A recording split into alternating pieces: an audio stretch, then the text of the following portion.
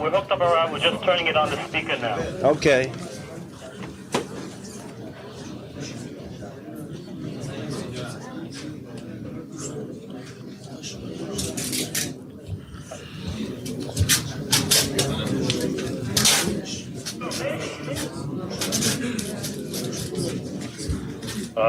Yes? The rub is on the speaker. Okay. All right. Chag Sameach to everybody.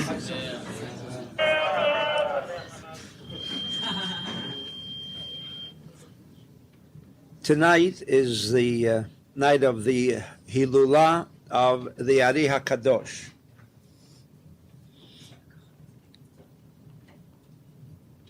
And before we begin to understand and receive some of his enlightenment this evening, because as we know that the death anniversary of any tzaddik is merely a clue that on that particular day they return and provide us with information that during their lifetime, for whatever reason, they did not complete. And now we have the opportunity to connect with them on this most powerful day for their revelation of information that, as I mentioned, could not, or for whatever reason, was not included in their particular writings. There is one very similar comparison to the death of the Ari HaKadosh and Rabbi Shimon.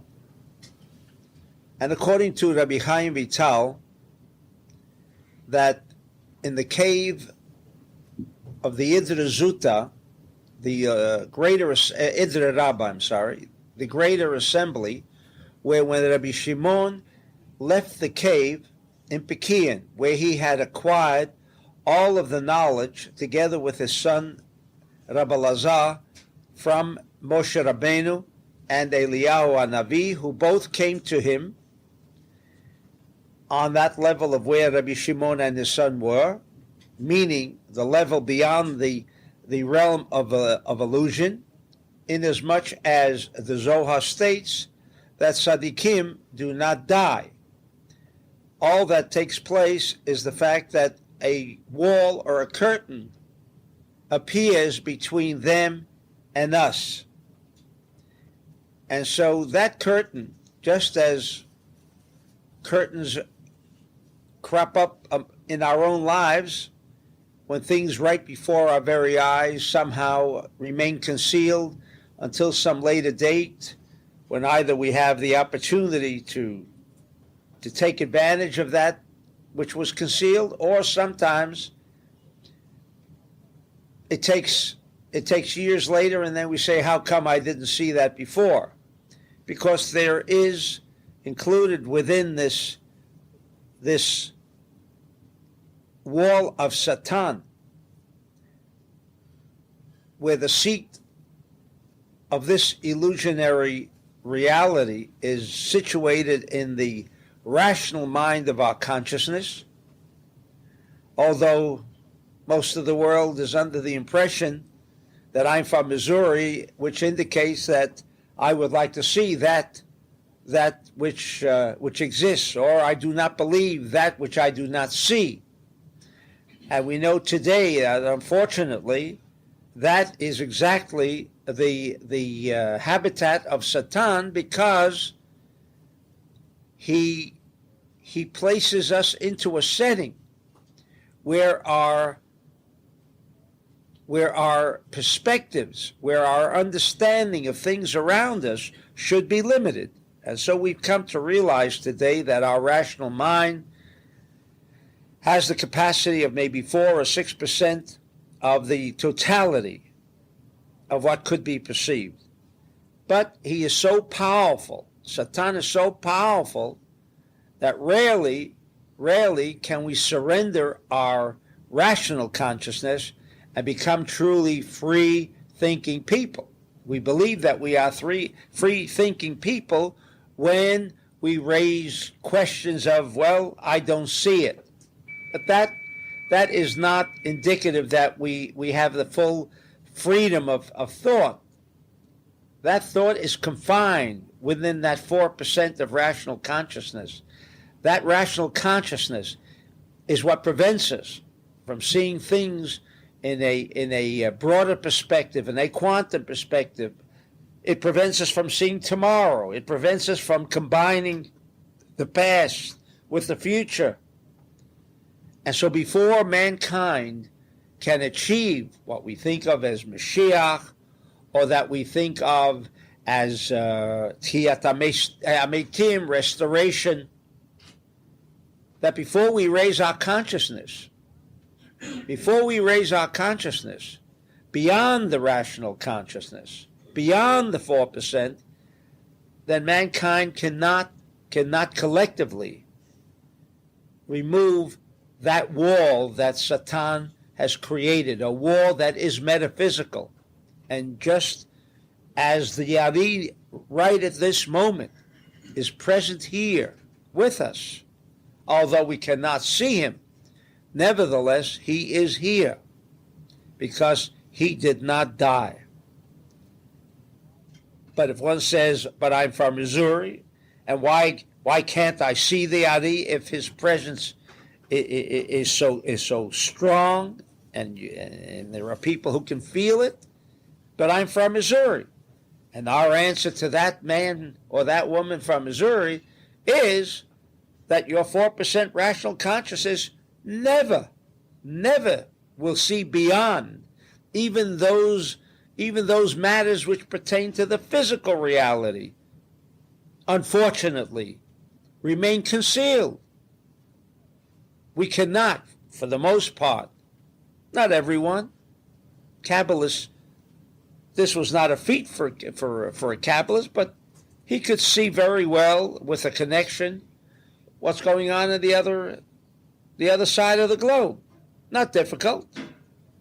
It is not difficult, but we do not understand. The rational mind cannot grasp. How can my eyes travel 12,500 miles from here? I can't even see what's doing 4 blocks away from here, let alone 12,000 miles. And yet, the astronaut can see half the globe with his eyes in another dimension, and he is beyond the limitation of the rational mind, physically and even mentally. And so, the Ari HaKadosh, if we do not accept it this evening, and certainly we are not part of a cultish 2,000 years of history. The reason I say cultish is because in Judaism the rule is you don't ask, you either accept or you leave it. We are not of that persuasion. We have never been cultish. We will not tolerate culticism, which says surrender your mind. But we do say surrender your 4%. Surrender the limited mind. Surrender that part of us that creates this fragmentation, that doesn't permit us to see beyond the Dalet Amot, as the Talmud says, beyond a 4 or 88 area of space. So the Ari HaKadosh says, Rabbi Chaim Vital, that in this Idra Rabbah, when Rabbi Shimon came out from the cave with his son Rabbi Lazar, with this fountain of knowledge of the Zohar, and sat with 8 other students in this cave, and when the Ari HaKadosh went to visit this cave, to connect, as we do, as the center is at this very moment, connecting with that place called the Idra Rabbah, because this evening already we have had the good fortune to connect with over 300 people at the Ari's Keva this evening. They were touching it and and we made the connection directly with the Ari HaKadosh. We were there. And he sat, and the Ari HaKadosh sat in the place where Rabbi Shimon, some 1,600 years before him, sat and taught the Zohar for the very first time. So we know from Rabbi Chaim Vital that the Ari HaKadosh was a nitzutz, was a spark of Rabbi Shimon, and therefore what Rabbi Shimon in his Zohar could not bring the understanding of the Zohar to the layman, that was left for the Ari HaKadosh some 1,600 years later. And so this was Rabbi Shimon returning again, but now returning as the Ari HaKadosh, and both of them, and this is the part that we will commence this evening with, both of them chose to leave the day that they left. Can a man choose the day he leaves? Well, if he's not dying, any man can leave a certain area whenever he chooses. For people like the Ari HaKadosh and the Rabbi Shimon, they could leave, meaning they could create this wall because the time had come, and there was a reason why the time had come for them to exit from this world. To exit from this world. Why did they choose the particular days? What we see immediately as a similarity between the exit of Rabbi Shimon from this world and the Ari HaKadosh was that Rabbi Shimon left this world on Lag BaOmer, which was right smack in the middle of the Omer.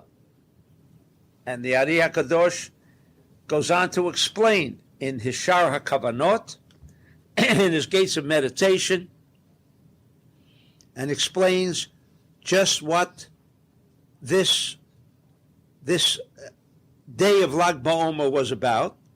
ובבוא יום ל"ג לעומר, אז נתגלה קטנות בית של אמה, שהוא שם אגדתם אשר באמה. והנה הוא חילוף שם אלוקים, אשר הוא בחינת רחמים. בסוד אלוקים חיים.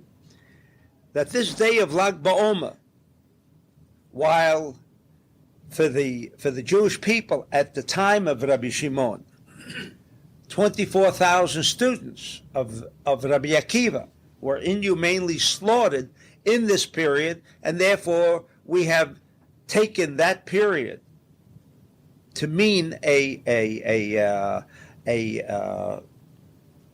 encapsulation of din, an encapsulation of severe negativity, and along came Rabbi Shimon to break this hold that had captured the atmosphere of all of civilization year after year from the time of creation.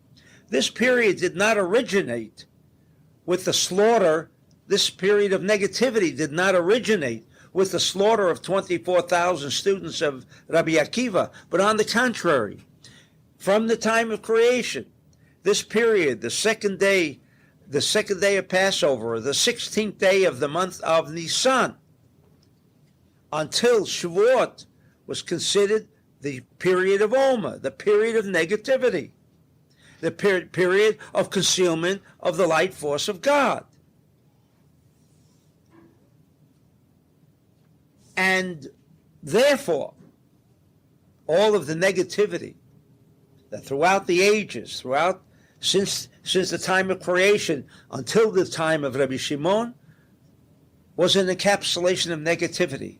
And therefore, we recommend and suggest that people do not enter into new businesses, new ventures, etc. during this period, because it is a period of negativity. However, the severity of the negativity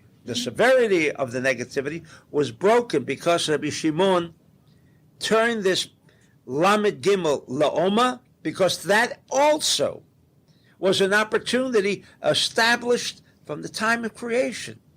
that there would one day appear on the scene someone known and called Rabbi Shimon Bar Yochai, who would take this Elokim, this din, because the name Elokim is a name of God, but it indicates, like in a bulb, electricity can flow through a positive pole and through a negative pole.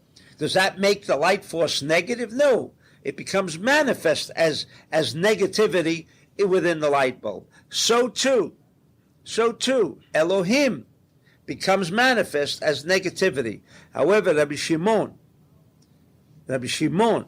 with his knowledge that he had received in the cave in Pekian, now was able to convert this energy into one of Elohim Chaim, right smack in the middle of this encapsulation of negativity. And so we also find the Ari. These 9 days, starting with Rosh Chodesh, which was on Saturday, and during this period of 9 days are considered highly negative days. And Rabbi Shimon explained why they are considered negative days, because the month is negative. The month is negative. Why is the month negative?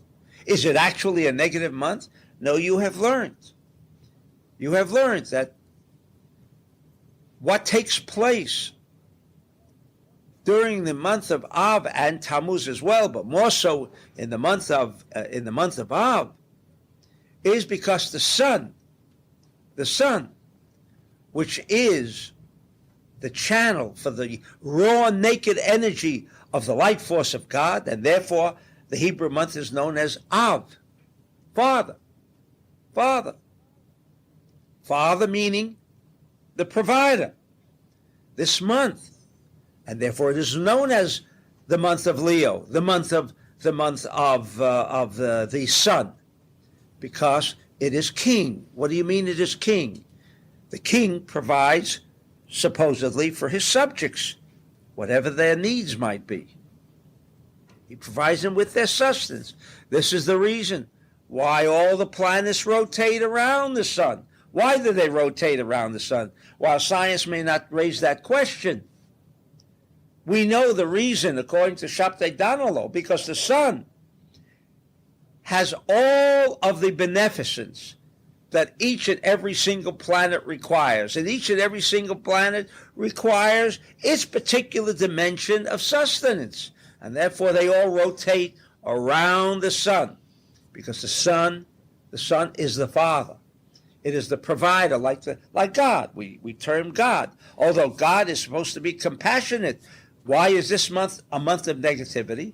And the answer is it's not a month of negativity. But we do refrain from joyous occasions. We do refrain from entering into new ventures, etc. Why? Says the Zohar. Because the Shekhinah is inoperative in this period. The Shekhinah is inoperative in this period. Well, so what if the Shekhinah is inoperative? What the Shekhinah does, and this is the purpose of the Shekhinah, it provides, from the word to shachen, to rest. It creates a means by which this infinite sustenance, this infinite light, this infinite beneficence from God, from the sun, too much exposure. So we have sunglasses, suntan lotion, to harness, not to thwart, not to reject the sustenance, because the sun is the greatest healer. Hashem merapeh, says the Talmud, the Zohar, and prophets. The sun heals. And yet we're always constantly thinking of, look, the sun can chas v'sholem create skin cancer, the sun over an exposure, but it's always the overexposure. But if we take proper precautionary measures, then we can prevent the overexposure. and then we can receive this sustenance. The Shekhinah serves as that purpose. The Shekhinah serves as not a buffer. Even a buffer would be the wrong word. It serves as a methodology by which this force, the light force of God, is harnessed, usable, that we can make use of it. So actually, these 9 days should be very powerful days. But unfortunately, only until the last 20 years, 25 years, is the study of Kabbalah reaching the masses.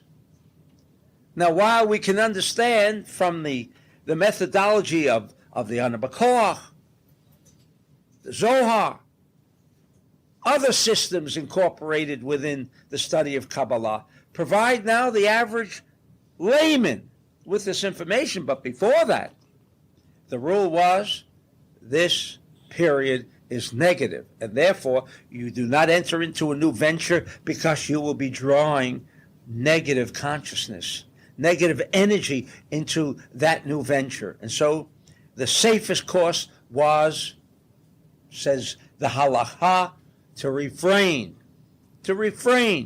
from new ventures, etc., so as not to incorporate the severity of the negative consciousness that prevails in this period. However,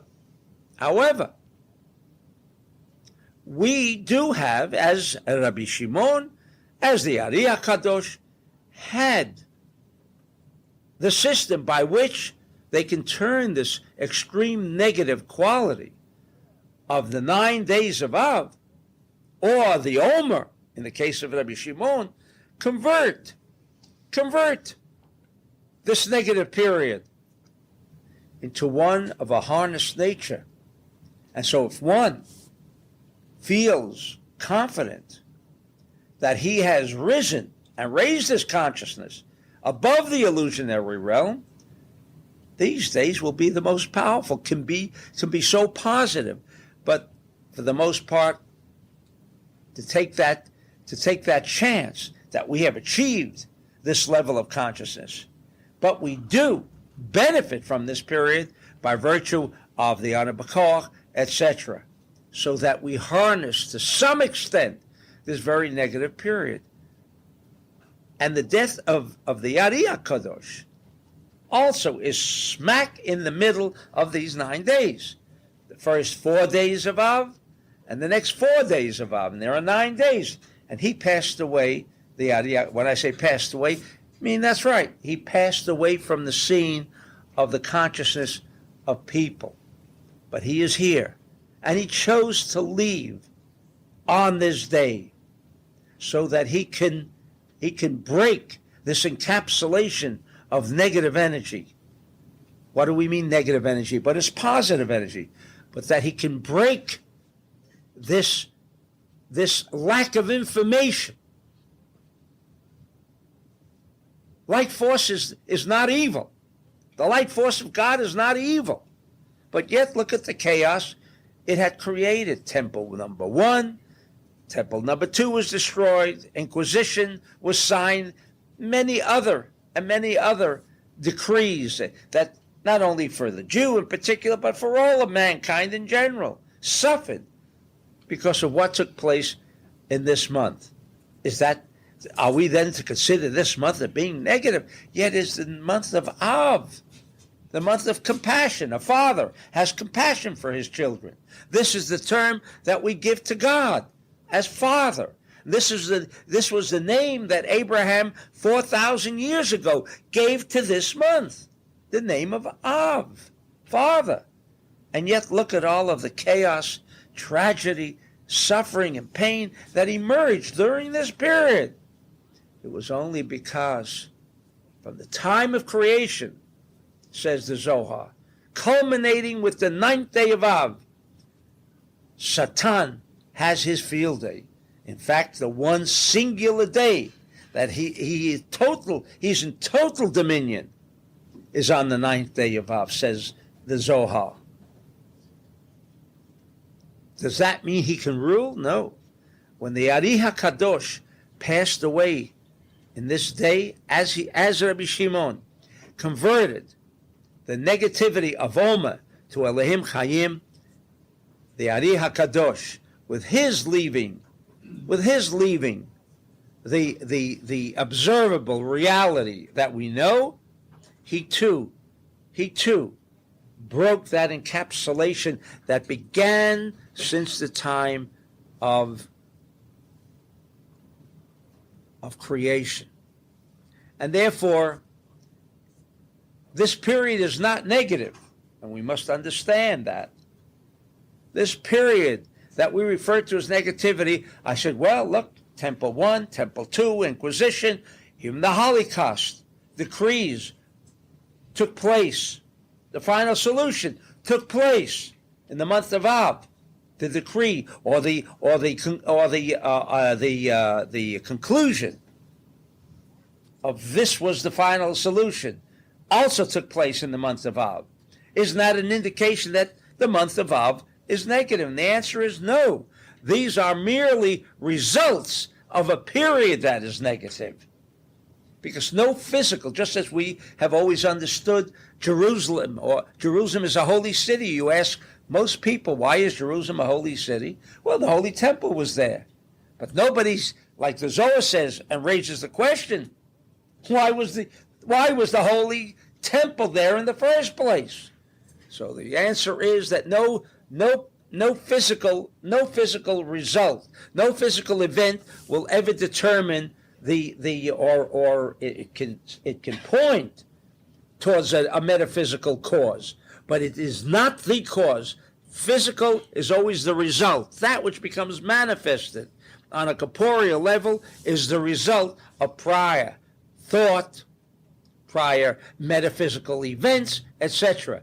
And so from the time of creation, this was designated as a highly compressed period of energy. And if that energy is not controlled, then what will result is an overload, short-circuitedness, etc. And that's what the Ari accomplished by his leaving. And therefore I quote a section of the Ari from the Shar HaGilgulim, which is similar to the story of the Edra Zuta, the time when Rabbi Shimon passed away. This is Rabbi Chaim Vital relating to his son Shmuel Vital.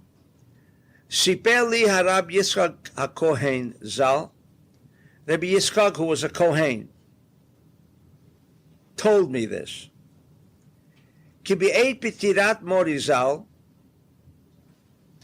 at the time of the petira of my teacher, meaning Rabbi Chaim Vital is discussing the passing away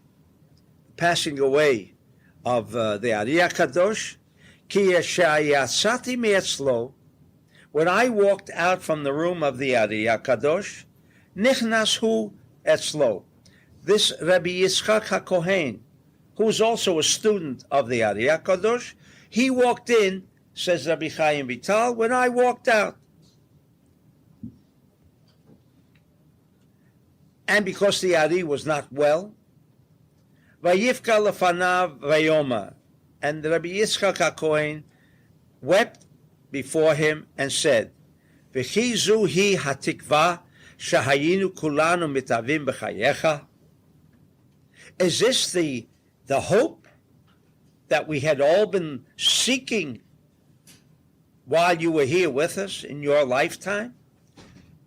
Lirot tova v'torah v'chachma gedola ba'olam.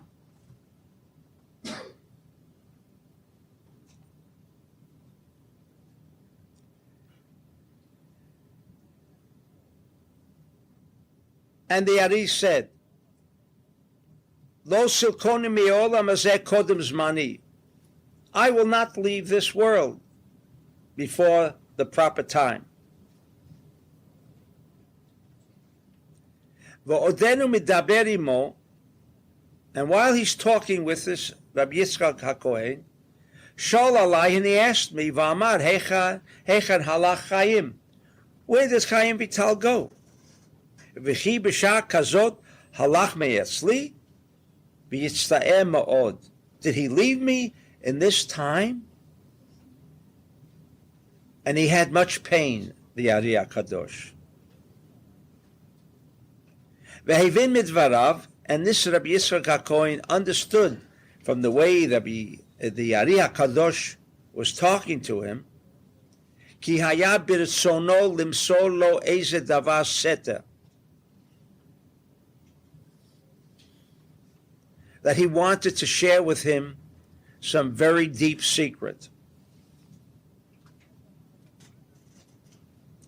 Azamalo manaseh mikan v'helech, what will we do from now on? Because I'm going to leave. Vayomen, and he wanted to leave, and the time came for him to leave. One might ask, why didn't he wait for Rabbi Chaim Vital to return?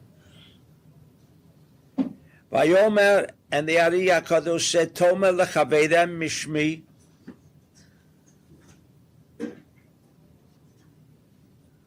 that from now on, lo yitasku klal b'chachma zu shelimaditem, you are to refrain from studying in this wisdom, the wisdom of Kabbalah that I have taught you. You are to cease from continuing to study Kabbalah that I have taught you. Ki lo hevinu ota karui, because you have not understood it as well as you should have. Vayavo chas v'sholom lidei kfira v'ibud nefesh. And much damage can come if you continue to study this, because you are not capable at this point in time to understand. Va'amnam harabi Chaim Vital levado yasok bo levado bilchisha b'seter. Only Rabbi Chaim Vital, and it is interesting, while there are many other works on Kabbalah, such as Rabbi Moshe Cordovero, the Ramak, who wrote also a complete understanding of the Zohar. Nevertheless, his teachings did not become manifest. The teachings that were provided by the Ari HaKadosh to Rabbi Chaim Vital is what we glean all our information from. So is the fact. All of the students of the Ari HaKadosh assembled and studied again with Rabbi Chaim Vital, not studying the works of, not that they were not permitted to study the works of Rabbi Moshe Cordovero, but they did not.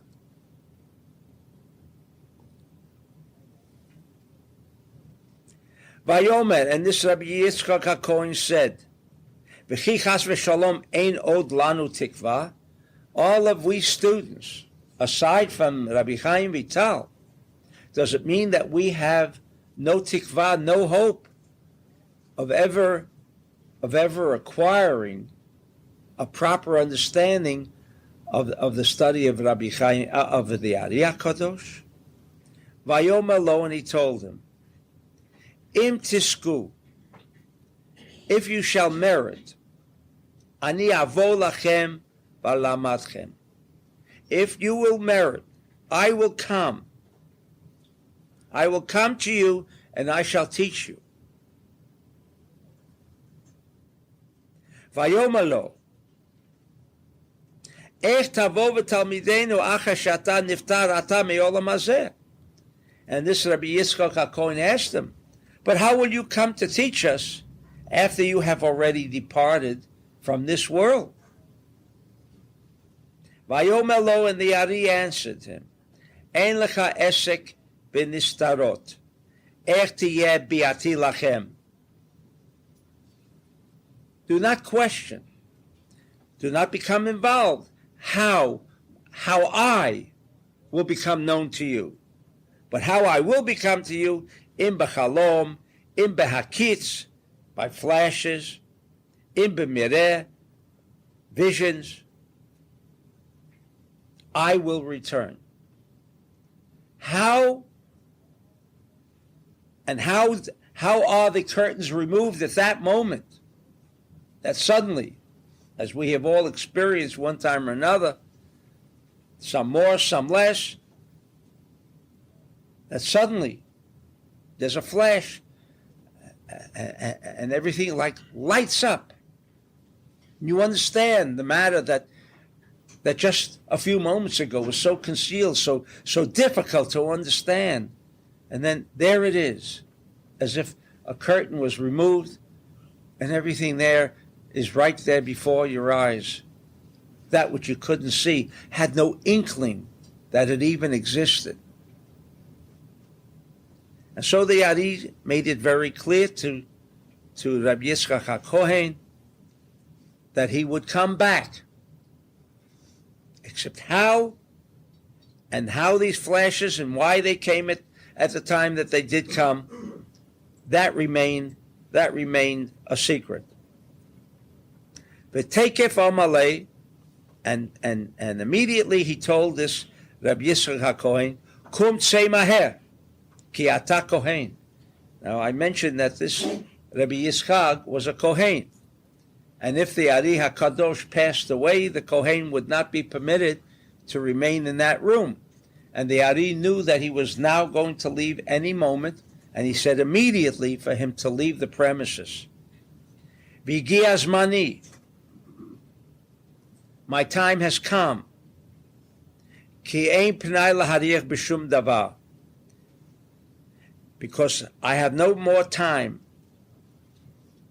lahariach b'shum davar, to extend any of the thoughts, any of the studies that I have been sharing with all of you students. V'yatsa maher, and this Rabbi Yitzchak HaKohen went out quickly. V'terem sheyatsa miftan habayit, from the not only the door, but it was just like within the realm of the entrance of the house. Patach piv v'yatsa nishmato b'nishika. He opened up his mouth, and his soul left with a kiss.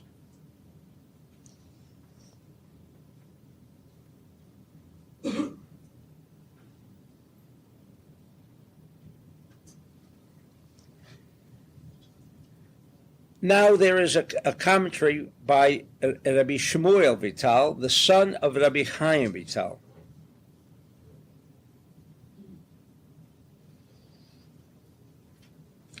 Who actually wrote all of the writings. In other words, the Ari himself did not write the information that he had shared with the students. He had transferred this information to Rabbi Chaim Vital, and Rabbi Chaim Vital then shared this information with his son, Rabbi Shmuel Vital, who actually recorded all the writings. And so he writes here an addition. Amar Shmuel, At kan higia liyadi bekuntresim kol ma she'ira la'abi mori im rabo zal. All that I have here has come to me through kuntresim, means manuscripts. Everything that had occurred to my father and his relationship with his teacher. Miyom dato oto ad yom shenifta l'chaye ha'olam haba. And all that took place between my father and the Ari HaKadosh, meaning that he was not present at that moment, and Rabbi Chaim Vital never left the presence of the Ari. The 3 years that he studied with him, he never left his presence. But for those few short moments those few short moments that he left the presence of the Ari, and the Ari passed away at that moment. Says Rabbi Shmuel Vital, Kimo kein irali im Abba Morizal biyom petirato. And strange as it may sound, that's exactly what happened the day that my father passed on. I also wasn't there, and I was in his presence all the time. But for a few moments that I left was when he had left.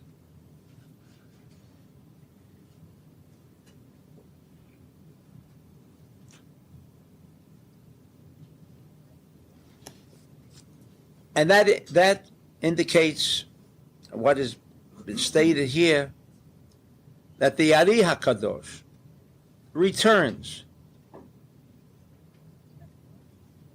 He returned, as we know, he returned to Rabbi Ashlag, who could never have written what he wrote, because the explanation on the Zohar is with the study of the 10 Sfirot of the Ari HaKadosh. And so we know that the Ari had come to him, because he could never, as a human being, could never have written that which he wrote. And therefore we assemble tonight to study different writings of the Ari, with the hope, as Rabbi Yisroel said, does that mean we have no hope? But we do have hope, says the Ari, because I will come. Sometimes, and that was also implied when he said, I have taught all you students, and yet during my lifetime, I could not share with you a proper understanding of that which I was teaching you, other than Rabbi Chaim Vital. However, after the Ari passed on, he then returned to all of the students and shared with them the same study, and at which point now they would begin to understand.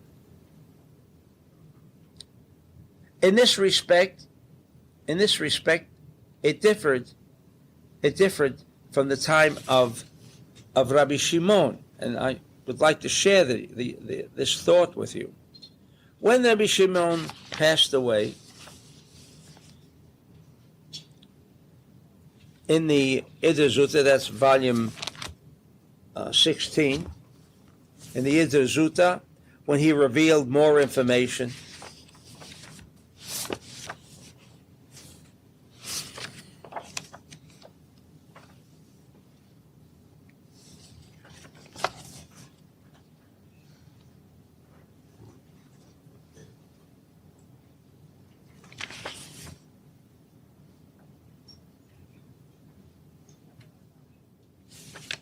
Amar Ababa,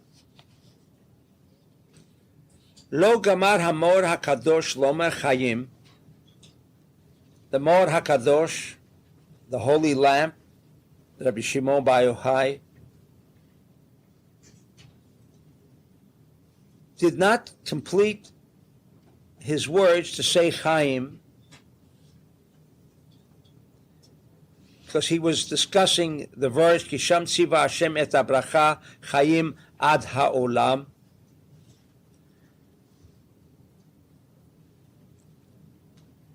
And he was also discussing Orech Yamim Vishnot Chaim. He was discussing different aspects of life. Different aspects of life.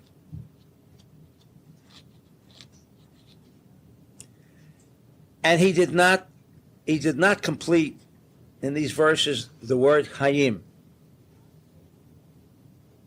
Ad she'nishtachachu devarav, until his words became whispers almost. Vani katafti, this is Rababa. Rababa again, just as Rabbi Shmuel Vital actually wrote down the words of the Ari HaKadosh, so too Rababa, the writings of the Zohar, the actual writing was done by Rabbi Abba. as Rabbi Shimon, not by Rabbi Shimon himself. Rabbi Shimon shared this information with the students, of whom Rababa was one of them, and it was Rababa that actually did the writing. And so Rababa is stating here that I was writing and writing, v'chashavti lichtov od, and I was writing, v'lo shamati, and suddenly I don't hear anything. V'lo harimoti roshi, and I did not raise my head, ki ha'or haya gadol, because the light was so great, the illumination was so intense, v'lo hayiti yachol listakel, because I just couldn't look. B'toch kach nizda'azti, and at that time I began to shake.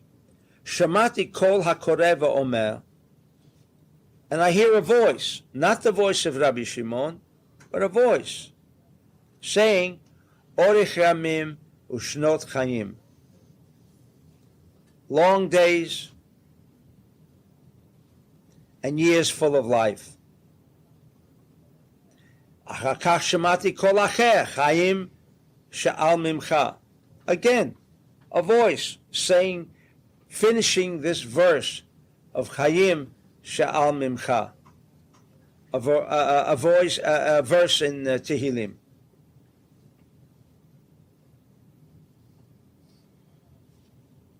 What does Rabba want to relate with this incident? The same idea, I believe, the same idea that the Ari had mentioned, that he was Rababa waiting to continue writing, and then suddenly, no longer are the words from Rabbi Shimon coming forth. And then suddenly he hears the completion of the thought coming from a voice. Coming not from Rabbi Shimon, but from a voice that obviously he did not recognize, or that he would have said this was the voice of Rabbi Shimon, to indicate to us again, and that is why we follow the same procedure in the night of Lag BaOmer, the night that Rabbi Shimon passed on. A night that their voice continues. It's a night that they return to fill us with information that maybe we couldn't glean directly from their writings or directly from what they had said.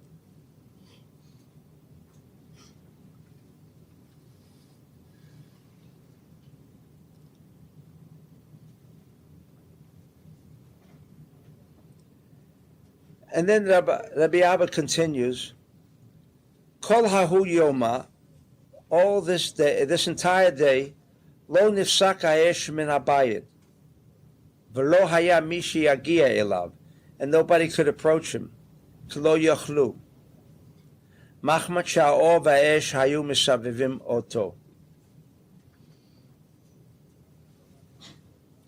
Kam Rabbi Elazar beno v'lakach yadav v'nashak otam. Here Rabbi Elazar, his son, took his father's hands and began kissing them.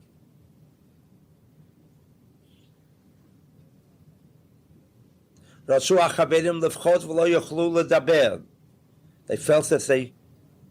they wanted to cry, but they couldn't.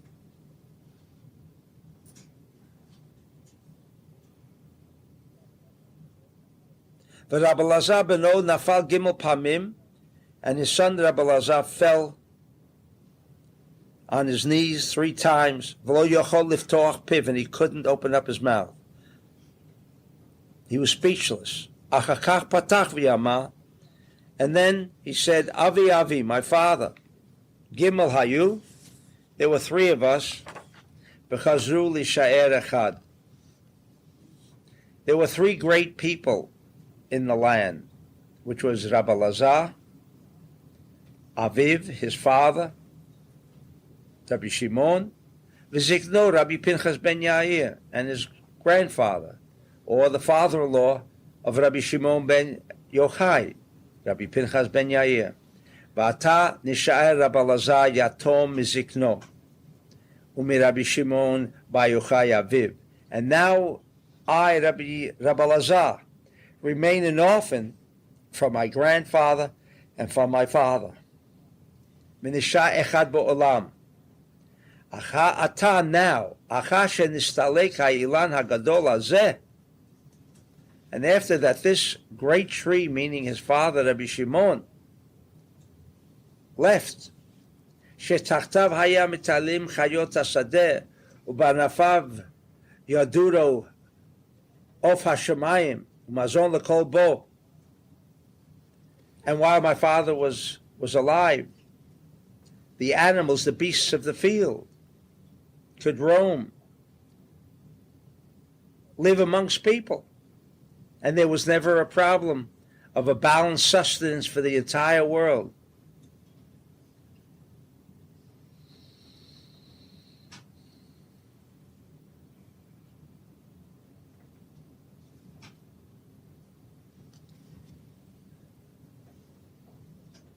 Here we see that Rabbi Lazar was there present at the time that Rabbi Shimon left. Here, Rabbi Shmuel Vital wants to tell us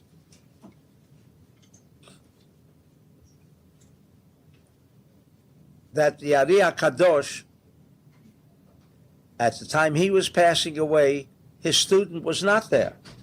I was wondering, why wasn't he there at the time? We have to understand that Rabbi Chaim Vital, chosen to be the only student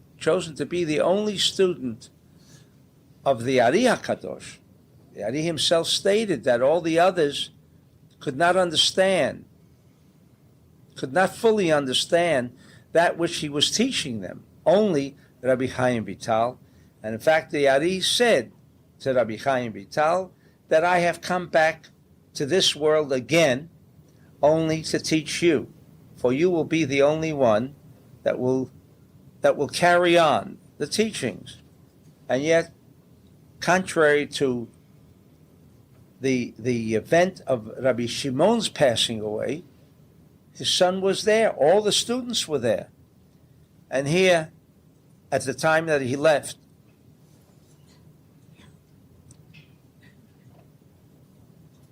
Rabbi Chaim Vital was not present.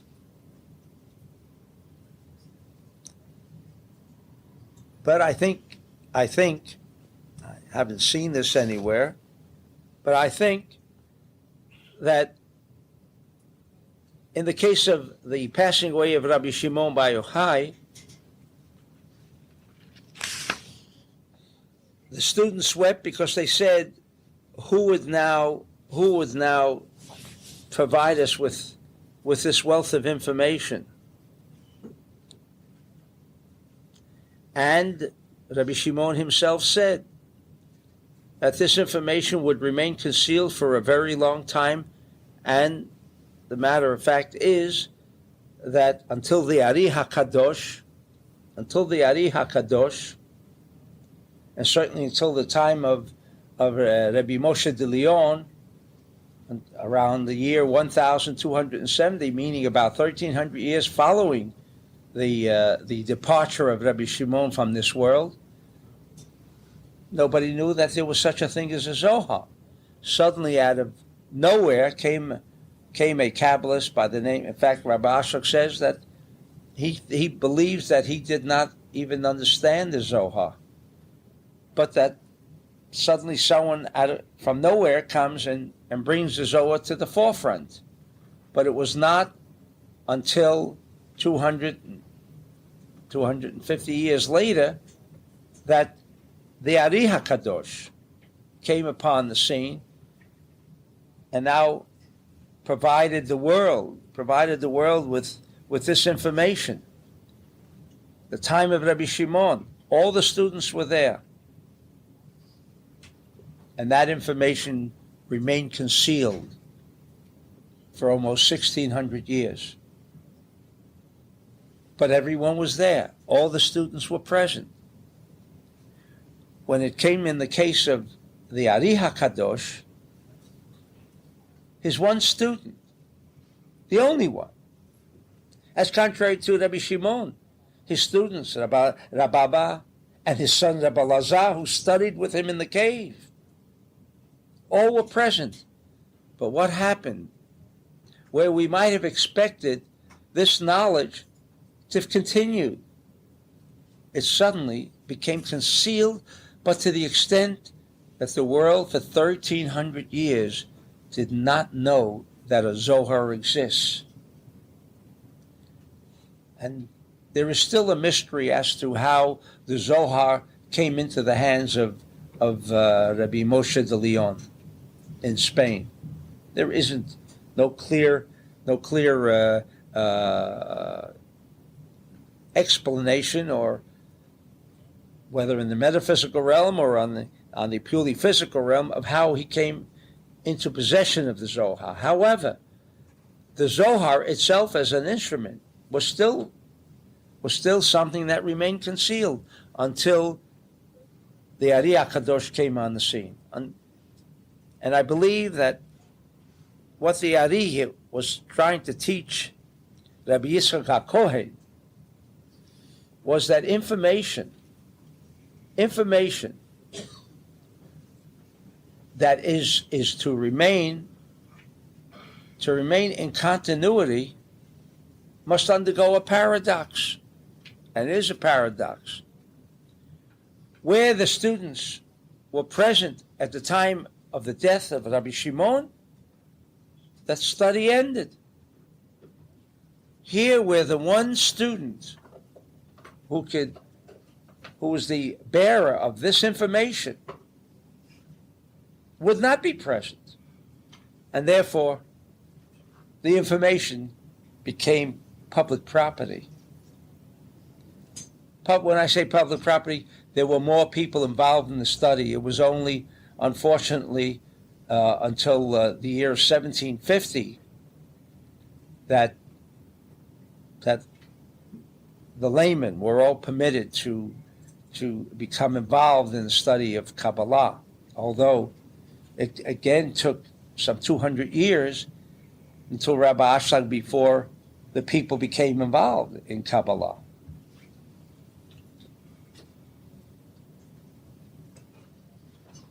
So the Ari made it very clear for us that he was returning, and he would return more so on his Yom Hilulah, on the day that he disappeared, because that's the paradox, the same paradox as we have by Rabbi Shimon. Students being there, the study does not continue. With the Ari HaKadosh, the student not being there, the study continues. There was no longer a period of darkness. There were students, Rabbi Avrom Azulai, and subsequent Kabbalists, the writings of which are included in my teacher's compilation of Rabbi Isaac Luria, the volumes that we have today, thanks to my teacher. The paradox, the day he disappears is the day he returns. A paradox. But so the entire world is a paradox. And B'ezrat Hashem, if we can lift our consciousness to this paradox, to understand that I'm from Missouri is the greatest ploy that Satan has brought into our lives. And B'ezrat Hashem, b'zachut of the Ari HaKadosh, we shall overcome that rational Satan consciousness. Amen. Amen. We'll have a break for about 20 minutes, and we'll continue learning throughout the night.